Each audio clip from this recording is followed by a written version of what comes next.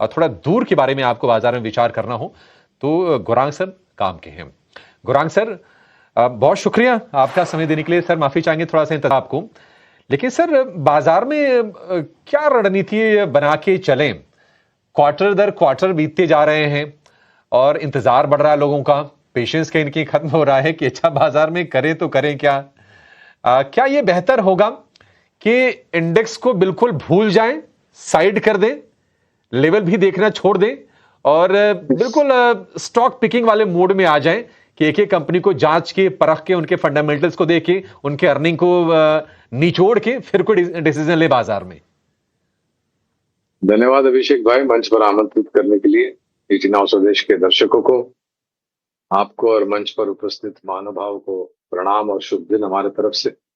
एक छोटा डिस्क्लोजर देना अनिवार्य होगा कि जो भी निवेश लायक रणनीति आपके समक्ष आज दोपहर इस कार्यक्रम में रखेंगे, ये बुनियादी तर्क के आधार पर लंबी अवधि के लिए है। इसमें हमारी कंपनी जियोजेट तथा मेरा किसी भी प्रकार का व्यक्तिगत निवेश नहीं है, ना ही किसी प्रकार का वित्तीय लाभ मिलता है और ना ही किसी प्रकार का हितों का टकराव। लेकिन इसी स्तर पर आए हमारे क्लाइंट्स को देते हैं, संभव है कि उनका निवेश हो। दो तीन चीजें हैं अभिषेक भाई, जब धैर्य की सीमा टूट जाती है ना शेयर बाजार में, तब जाकर के शेयर बाजार चलता है। तो अनिवार्य है कि आपकी धैर्य की जो सीमा है ना, उसको बहुत ही सक्षम और मजबूत बना करके रखें, क्योंकि अगर आप ऐसा करते हैं तो ही शेयर बाजार में फिर आपके निवेश के ऊपर आपको मुनाफा मिलता है। और हर प्रकार की परीक्षा लेता है बाजार, आपके धैर्य की, आपके जोखिम झेलने की क्षमता की, आप में कितना विश्वास है, ये सब की परीक्षा लेता है शेयर बाजार। और फिर जाकर के, और जहां तक कंपनियों के नतीजों को निचोड़ करके समझने की बात है, वो तो आपको हर वक्त करना चाहिए अभिषेक भाई। आंख बंद करके अपनी हाथों की उंगलियां किसी भी एक शेयर पे रख दी और वहां पर निवेश कर दिया, तो ये मेरे ख्याल से ये सुसाइडल होगा। तो ये ऐसा कभी नहीं करना चाहिए आपको, ना ही किसी की सुनी हुई बातों पर भरोसा करना चाहिए। और आज भी इस बाजार भले कितने तिमाही दर तिमाही एक दायरेबंद कारोबार, पिछले साल हायर सिंगल डिजिट रिटर्न मिला सूचकांक में, लेकिन कुछ शेयर ऐसे पिछले साल भी थे और आज भी है जहां पर आपको अच्छा खासा योगदान मिल रहा है। तो अभी जो नतीजे आए, और अगर एक क्षेत्र पर मैं आपका ध्यान आकर्षित करना चाहूं तो वो होगा ऑटो सेक्टर अभिषेक भाई। देखिए, महीने दर महीने घरेलू बिक्री तो बेहतर आ रही है और महीने दर महीने जो विदेशों में हमारी वाहन बनाने वाली कंपनियां अपने वाहन बेचते हैं, जिसको हम एक्सपोर्ट मार्केट कहते हैं, उसका भी आंकड़ा अगर आप देखें तो महीने दर महीने बेहतर आ रहा है। और मेरी एक विचारधारा रही है और मेरी निजी राय है ये अभिषेक भाई, कि हमारे भारत देश ने कई देशों के साथ करार किया है, फ्री ट्रेड एग्रीमेंट। मैं ये समझता हूं कि ये फ्री ट्रेड एग्रीमेंट का सभी कुछ क्षेत्र को तो लाभ मिलेगा, लेकिन सबसे ज्यादा लाभ जो मिलेगा ना अभिषेक भाई, वो ऑटो सेक्टर में मिलेगा। और नतीजे भी अगर आप देखें तो आप बजाज ऑटो देख लीजिए, टीवीएस मोटर देख लीजिए, आप एमएनएम देख लीजिए, अभी तक जितने भी ऑटो क्षेत्र के आंकड़े आए वो बहुत ही अच्छे, अनुमान से ऊपर और बेहतरीन आए हैं सभी मापदंड। तो मेरे ख्याल से ऑटो क्षेत्र पर ध्यान दीजिए। कुछ सरकारी बैंकों के नतीजे जो आए वो भी काफी बेहतर थे अभिषेक भाई। आप इंडियन बैंक देख लीजिए, आप पीएनबी देख लीजिए, जो कि एक नोटोरियस पब्लिक सेक्टर बैंक के नाम से प्रख्यात था, प्रचलित था। वहां पर भी नतीजे अगर आप देखें तो बेहतर आए हैं। कुछ निजी क्षेत्र के बैंक है, उदाहरण के तौर पर फेडरल बैंक है, आईसीआईसीआई बैंक, दिग्गज बैंक, वहां पर भी।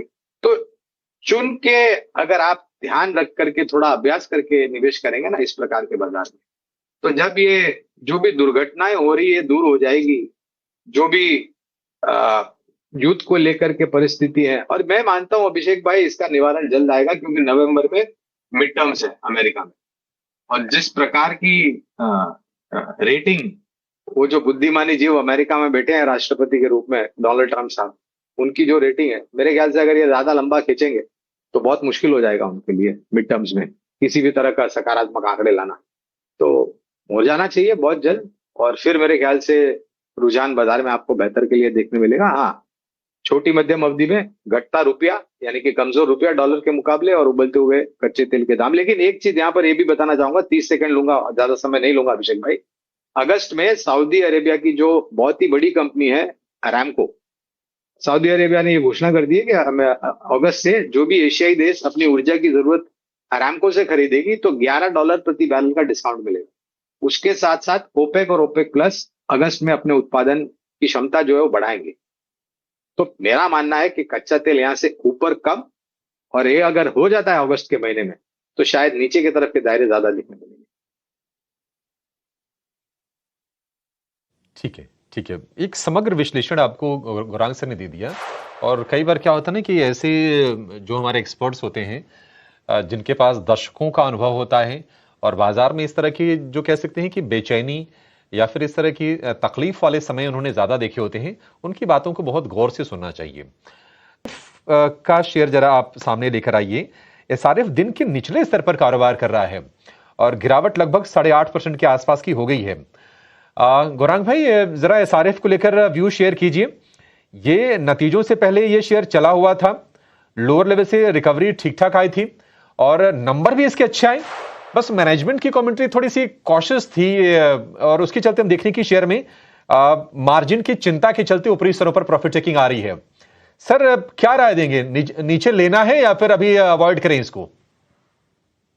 उस डिस्क्लोजर साथ में रखते हुए अभिषेक भाई, बुनियादी तर्क के आधार पर एसआरएफ पर खरीदारी की राय है। और मैंने अक्सर एक बात रखी है सामने, एक तिमाही के नतीजे में किसी भी क्षेत्र की कंपनी हो, किसी भी वर्ग की कंपनी हो, छोटी मझौली या दिग्गज, दिक्कतें आ सकती है इसमें। ऐसा नहीं कि आपको तिमाही दर तिमाही 15-20% के इजाफे सभी मापदंड में देखने मिले, लेकिन एक तिमाही में नतीजे अगर कुछ जगहों पर थोड़े बहुत कमजोर भी आते हैं या फिर अनुमान से नीचे आते हैं, तो उसका ये तर्क नहीं निकालना चाहिए कि आपकी लंबी अवधि की निवेश की जो विचारधारा है उसमें परिवर्तन करें आप।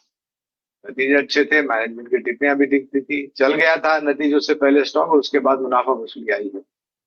स्पेशलिटी एग्रोकेमिकल्स के क्षेत्र में तो हमारी और भी कई सारी खरीदारी की कंपनियों की सूची है। अगर लंबी अवधि का निवेश है पहले तो बने रहे। अगर ऊपरी स्तर पर किया है, 8.5% नीचे है, निवेश लायक पूंजी है लंबी अवधि के लिए, तो आप जोड़ सकते हैं।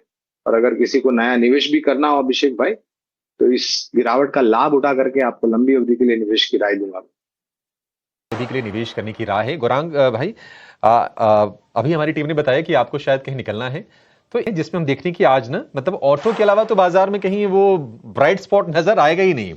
और हीरो मोटोकॉर्प में आज हम देख रहे हैं कि तगड़ी शॉर्ट कवरिंग है और शेयर लगभग 3.5% ऊपर ये कारोबार कर रहा है। बजाज ऑटो, टीवीएस मोटर हम देख रहे हैं कि ये 52 वीक हाई पर जाकर कारोबार कर रहे हैं। ये स्पेस आपको कैसा लग रहा है सर? एक तरफ चिंता इस बात की जरूर रहेगी कि मॉनसून किस तरह से प्रोग्रेस करता है, कहीं डेफिसिट रेनफॉल ना हो जाए। दूसरी चिंता यह कि अगर मान लीजिए क्रूड अगर एलिवेटेड रहता है, अगर फिर से मान लीजिए ये $98 तो हो ही गया है, 100 के ऊपर निकला, तो शायद ओएमसीज फिर से प्राइस बढ़ाने के बारे में विचार करें।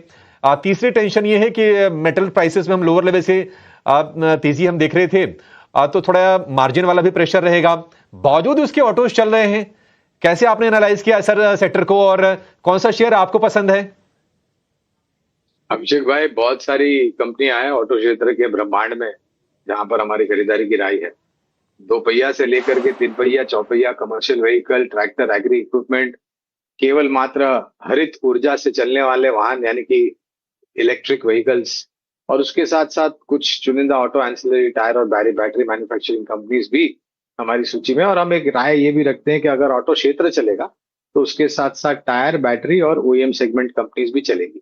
नतीजे बेहतर आए हैं, इसमें कोई दो राय नहीं है, और ये बेहतर नतीजे आते रहेंगे। और मैंने कार्यक्रम की शुरुआत में एक तर्क आपके सामने भी रखा था कि ये जो हमारे भारत देश ने जो एफटीए साइन की है, उसका लाभ ऑटो क्षेत्र को मिलेगा। एक्सपोर्ट मार्केट ऐसे भी अच्छा कर रहा है, एफटीए के माध्यम के द्वारा और भी अच्छा करेगा। स्थानीय मार्केट में देखिए, कुछ छोटी मध्यम अवधि में कच्चे तेल के दाम बढ़ने से या कच्चे माल के दाम बढ़ने से कुछ अनिश्चितता हो सकती है, लेकिन जब भी कभी कच्चा माल या फिर कच्चे माल के दाम बढ़े हैं और मुनाफे के मार्जिन में दबाव आया है अभिषेक भाई, तो पिछले कुछ महीनों में हमने देखा है काफी सारे वाहन उत्पादन करने वाली कंपनियों ने अपने वाहनों के दाम बढ़ाए और किसी ने शिकायत दर्ज नहीं की अभिषेक भाई, क्योंकि आपको अच्छा वाहन भी चाहिए, उसमें आपको सुरक्षा भी चाहिए, यानी कि क्रैश टेस्ट में 4 सितारे या 5 सितारे वाले वाहन चाहिए, जहां पर प्रवासियों जो प्रवास करते हो वाहन में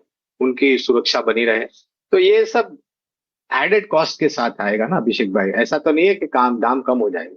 और जहां तक कच्चे तेल के दाम की वृद्धि की सवाल है, तो इतने बढ़ोतरी के बाद भी मेरे ख्याल से 11 या 12 रुपया प्रति लीटर डीजल और पेट्रोल पे अंडर रिकवरीज है ऑयल मार्केटिंग कंपनीज के लिए। अब वो सरकार देखेगी और ऑयल मार्केटिंग कंपनी देखेगी वो किस प्रकार का गणित बिठाते हैं और किस प्रकार से उनको मुआवजा देते हैं इसको लेकर के। लेकिन मुझे नहीं लग रहा है, और मैं तो ये कहूंगा इस हद तक कि अगर आपके पास थोड़ी बहुत जोखिम झेलने की क्षमता ऊपर की तरफ है, तो जैसे मैं वित्तीय क्षेत्र पर टिप्पणी करता हूं कि आपके पोर्टफोलियो का हिस्सा होना चाहिए, उसी सोच और आधार पर मैं ये भी कहूंगा कि वित्तीय क्षेत्र के साथ साथ ऑटो क्षेत्र भी आपके पोर्टफोलियो का एक महत्वपूर्ण हिस्सा होना चाहिए।